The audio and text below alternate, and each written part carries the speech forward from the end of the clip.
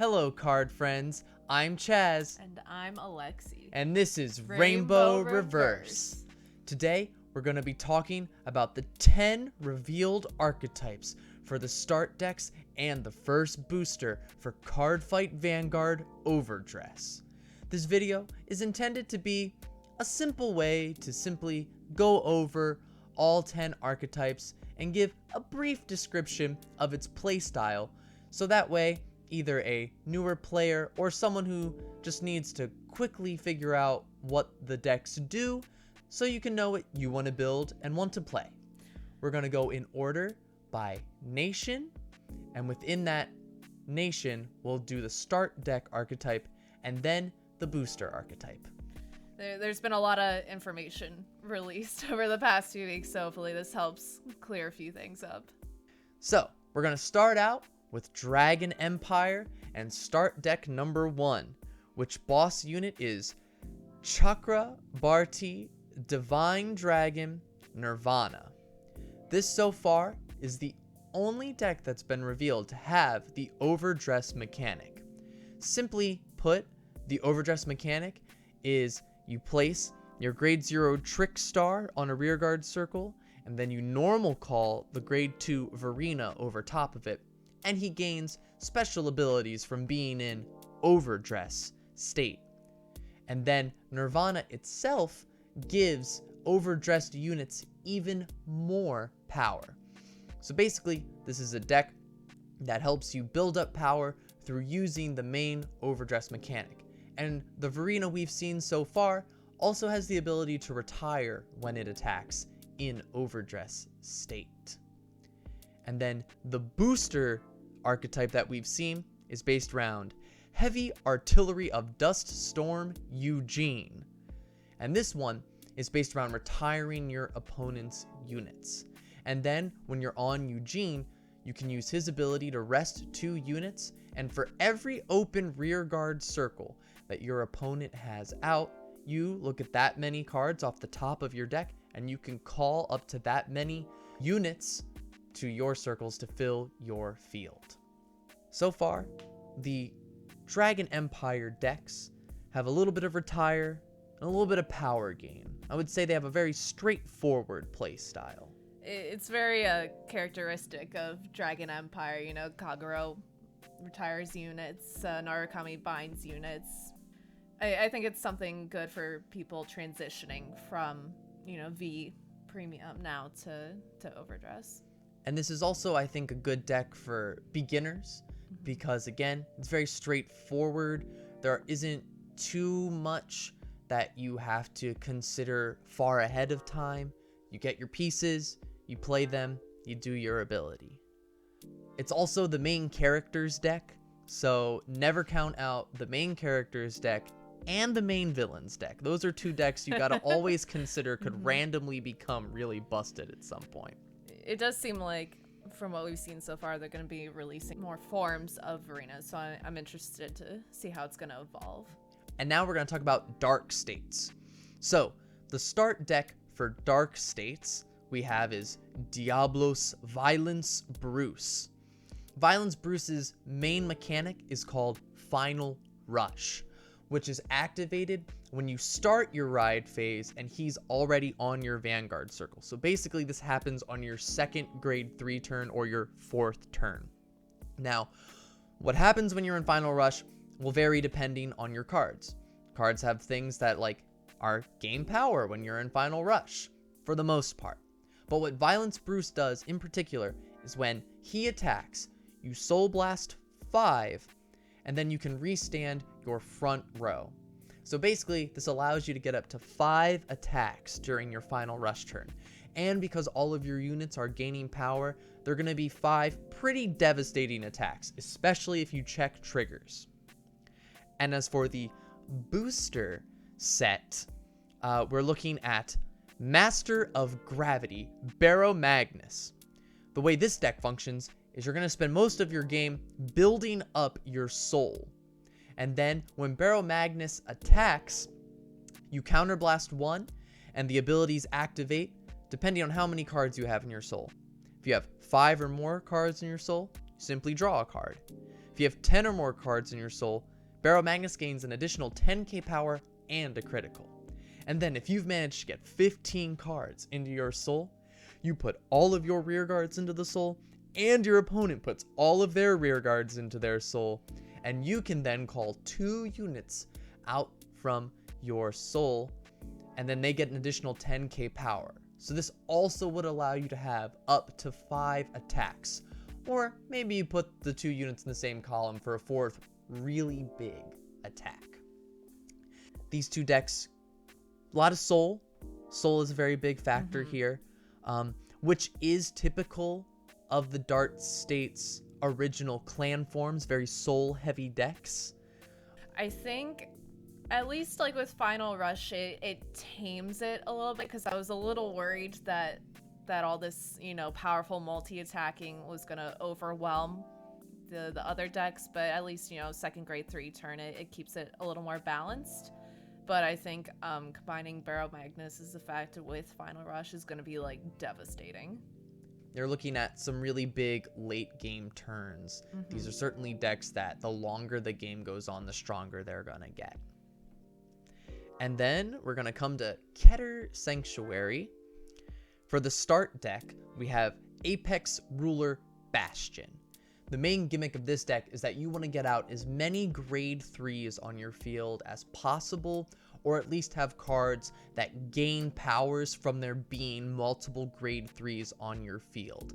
Meaning, early game, you may not be able to push as hard, but late game, especially with certain cards that have the ability to boost as grade 3s, and Bastion himself giving power to your grade 3s, you're looking again at very big bash and hit columns.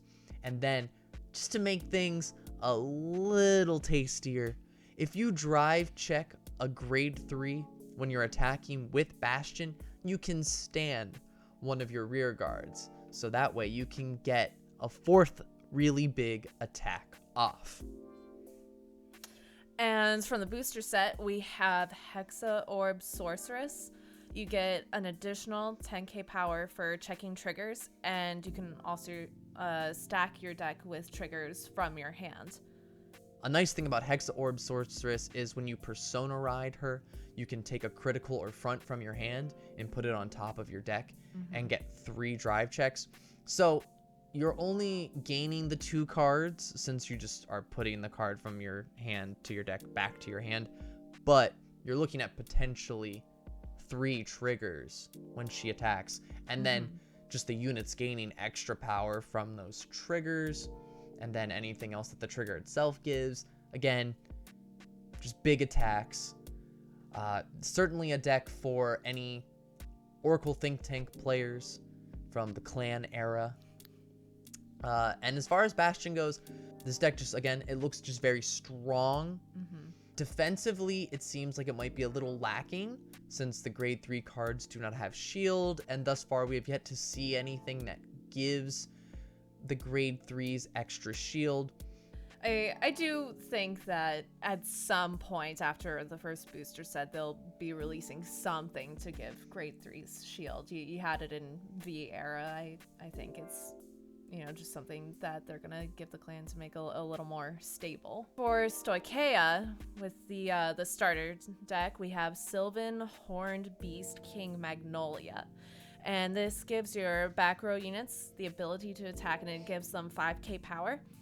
And if you Persona Road that turn, you can give the ability to 3 units. So you could potentially get off 6 attacks. From the booster set, we have Mysterious Rain Spiritualist Zorga. And this introduced the Alchemagic mechanic, which we've only seen with Stoicheia so far. New keyword, yes. And the deck is based around orders. They've released 3 orders so far, I believe. And it's also implementing bringing cards back from your drop zone. And with Alchemagic, you play a normal order, and then you bind an order with a different name from your drop zone, and then both effects go off. So I think the Zorga deck looks like it's going to be Insane. pretty powerful deck, especially with the orders. that allow you to call things from your drop zone and then give them additional power, and then binding other things that give more power. It means that you don't lose as many cards along the way, basically.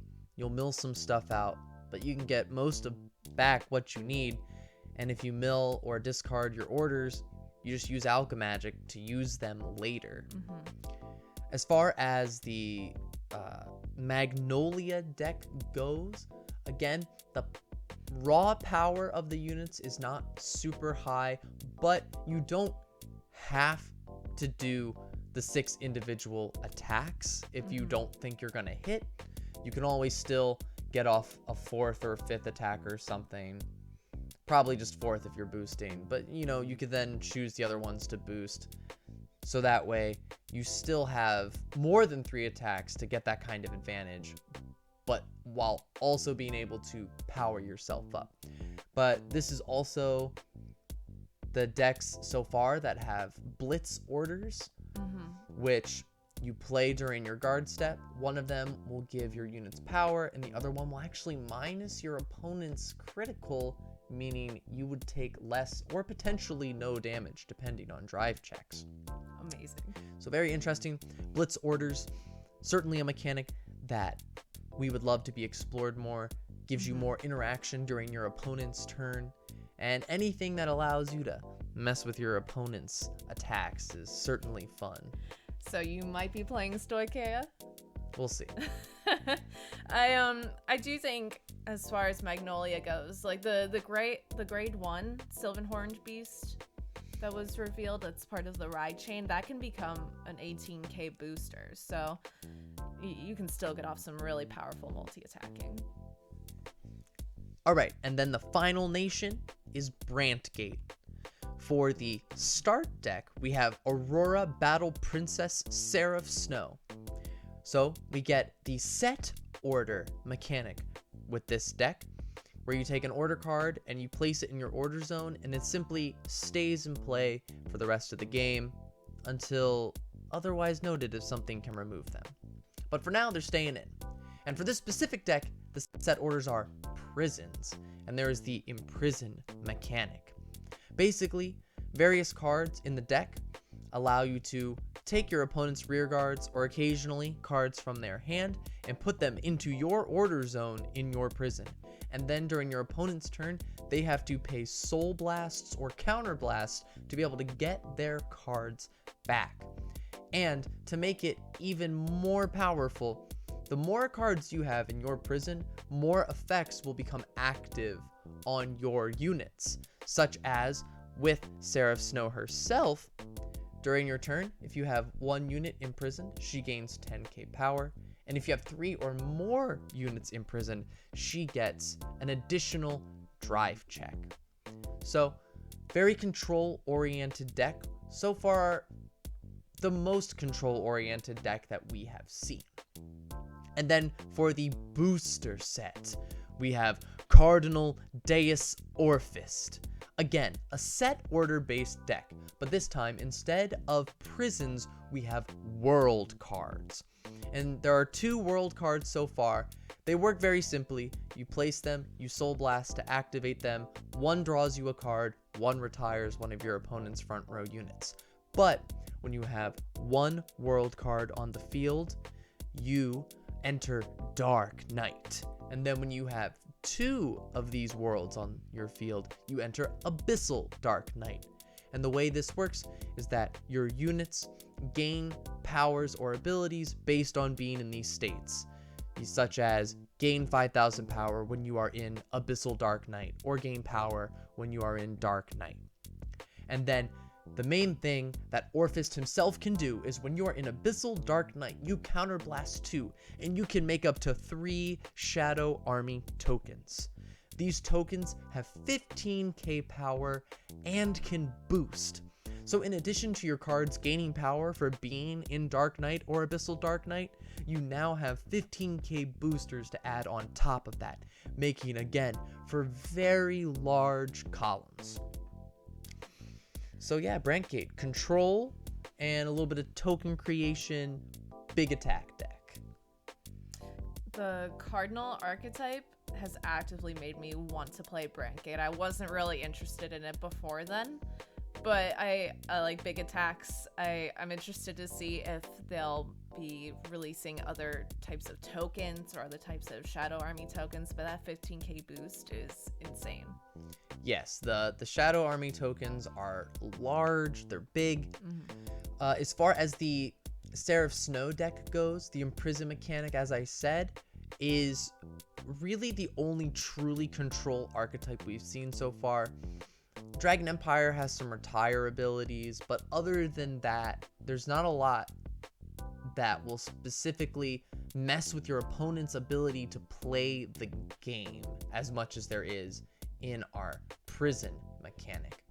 So very interesting to see where those can grow, because prison and world have been presented in a generic term, especially on the grade 1s, meaning in the future we could see new prisons that do different things or have different costs, and new worlds that could affect different things, maybe even introduce new world states, other types of dark knights, perhaps. Time will tell with those.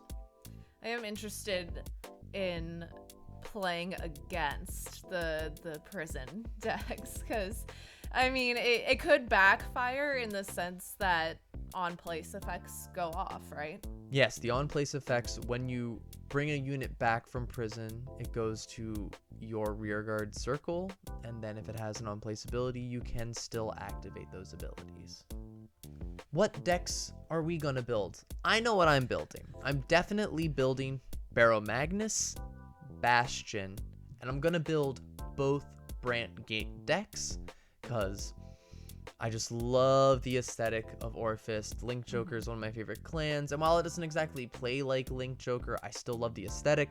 And then, of course, I will be playing the Seraph Snow deck as well, because I like the control mechanics. Those are always very fun for me, and it is the one that we've seen so far that has giant robots, and you know I love me some giant robots.